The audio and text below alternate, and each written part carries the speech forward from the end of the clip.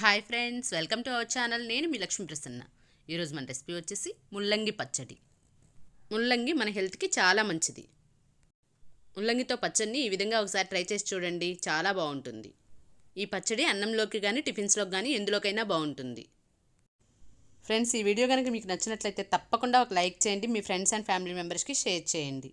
మీరు ఎవరైనా మన ఛానల్ని ఫస్ట్ టైం చూస్తున్నట్లయితే మన ఛానల్ని సబ్స్క్రైబ్ చేసుకోండి. మరి ఆలస్యం చేయకుండా వీడియోలోకి వెళ్ళిపోదాం. ఈ పచ్చడిని ప్రిపేర్ చేయడం కోసం ముందుగా స్టవ్ పై కడాయి పెట్టి అందులోకి 2 టేబుల్ స్పూన్ల వేరుశెనగపప్పును వేసుకోండి. అలాగే 1 టేబుల్ స్పూన్ పచ్చిశనగపప్పును వేసుకోండి. ఇప్పుడు వీటిని వేయించుకుందాం. ఫ్లేమ్ని లోలో ఉంచి వీటిని 2 నిమిషాలు వేయించుకోండి. ఇవి కొద్దిగా వేగిన తర్వాత ఇప్పుడు ఇందులోకి 1 టేబుల్ స్పూన్ ధనియాలను వేసుకోండి. అలాగే 1/2 టేబుల్ స్పూన్ జీలకర్ర కూడా వేసుకోండి.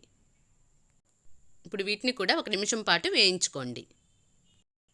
ఇవి కొద్దిగా వేగిన తర్వాత ఇప్పుడు ఇందులోకి ఎండుమిర్చిని వేసుకుందాం. ఎండుమిర్చిని ఇలా మధ్యలోకి తుంచి వేసుకోండి. ఇలా మనం ఎండుమిర్చిని తుంచుకొని వేసుకోవడం వల్ల గింజ లోపల వరకు వేగి పచ్చడి టేస్ట్ బాగుంటుంది. ఇక్కడ మేము 14 ఎండుమిర్చిని వేసుకున్నామంటే మీరు మీ కారానికి తగినట్లు చూసుకొని వేసుకోండి. వీటన్నిటిని లో ఫ్లేమ్లోనే బాగా వేయించుకోండి. చూడండి, ఇవన్నీ కూడా ఇలా బాగా వేగిన తర్వాత తీసి ఒక ప్లేట్లోకి ట్రాన్స్ఫర్ చేసుకోండి. ఇప్పుడు ఇదే కడాయిలో కొద్దిగా ఆయిల్ని వేసుకోండి. ఆయిల్ వేడైన తర్వాత ఒక మీడియం సైజ్ ఉల్లిపాయని తీసుకొని ఇలా ముక్కలుగా కట్ చేసుకొని ఇందులో వేసుకోండి. ఇప్పుడు ఈ ఉల్లిపాయ ముక్కలను వేయించుకుందాం. మనకి ఇక్కడ ఉల్లిపాయ ముక్కలు మరీ ఎక్కువ వేగాల్సిన అవసరం లేదండి. 1 నిమిషం పాటు వేయించుకుంటే సరిపోతుంది. తర్వాత ఇందులోకి మీడియం సైజ్ 3 ముల్లంగిల్ని తీసుకొని శుభ్రంగా కడిగి పైన పీల్ చేసి ఇలా ముక్కలుగా కట్ చేసి వేసుకోండి. ఇప్పుడు వీటిని వేయించుకుందాం. ఇప్పుడు ఇందులోకి కొద్దిగా చింతపండును వేసుకోండి. ఇప్పుడు మనం ఈ ముల్లంగి ముక్కలను బాగా వేగేంత వరకు వేయించుకుందాం. ఇక్కడ మనకి ముల్లంగి ముక్కలు బాగా వేగితే మాత్రమే పచ్చడి టేస్ట్ బాగుంటుంది. సరిగా వేగకపోతే పచ్చడి టేస్ట్ అంత బాగుండదు. అందుకని బాగా వేయించుకోండి.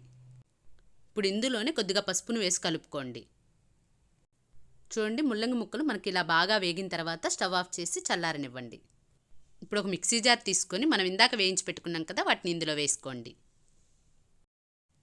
ఇప్పుడు ఇందులోకి రుచికి సరిపడా సాల్ట్ని వేసుకొని కొంచెం బరకగానే గ్రైండ్ చేసుకోండి. మరీ మెత్తగా గ్రైండ్ చేసుకోకండి. చూడండి, ఇలా గ్రైండ్ చేసుకున్న తర్వాత ఇప్పుడు ఇందులోకి మనం ముందుగా వేయించి పెట్టుకున్న ముల్లంగి ముక్కలు చింతపండుని వేసుకుందాం.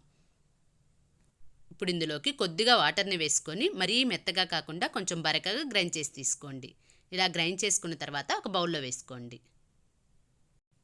ఇప్పుడు పోపు కోసం స్టవ్ పై కడాయి పెట్టి ఇందులోకి ఆయిల్ని వేసుకోండి. ఆయిల్ వేడైన తర్వాత ఇప్పుడు ఇందులోకి పోపు దినుసులను వేసుకుందాం.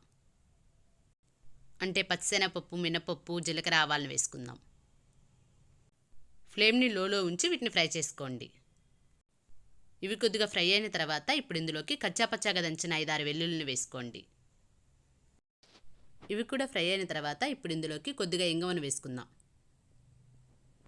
పోపంతా ఇలా ఫ్రై అయిన తర్వాత కడిగి పెట్టుకున్న కరివేపాకును వేసుకొని ఫ్రై చేసుకోండి. పోపంతా ఇలా ఫ్రై అయిన తర్వాత స్టవ్ ఆఫ్ చేసి ఇందాకటి పచ్చడిలో వేసుకుందాం. అంతేనండి, మనకి ముల్లంగి పచ్చడి రెడీ అయిపోయింది. మీరు కూడా ట్రై చేసి ఎలా వచ్చిందో మీ ఫీడ్బ్యాక్ని కమెంట్ చేయండి. మీకు నచ్చినట్లయితే తప్పకుండా లైక్ చేయడం మాత్రం మర్చిపోకండి. మీ ఫ్రెండ్స్ అండ్ ఫ్యామిలీ మెంబర్స్కి షేర్ చేయండి. Thank you for watching.